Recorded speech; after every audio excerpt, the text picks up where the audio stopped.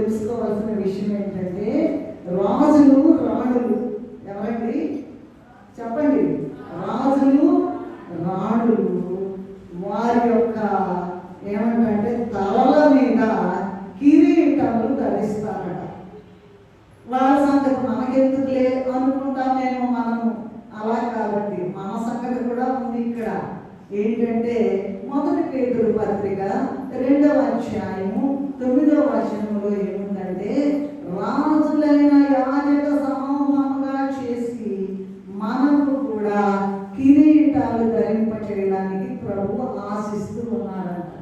ఏమంటే కిరీటం కావాలన్న వాళ్ళు చేతులు ఎత్తుతారంటండి. నాకు కావాలి కిరీటం అన్నవాళ్ళు చేతులు ఎత్తారు.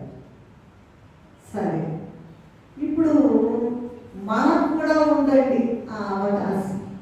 భూమి మీద ఉన్నంత వరకే అవకాశం. అయిపోయిన తర్వాత యెహోవా మీకు దొరుకు కాలమందున ఆయనను వేడుకొనుడి అని ఉందండి. యెహోవా దొరుకు కాలం.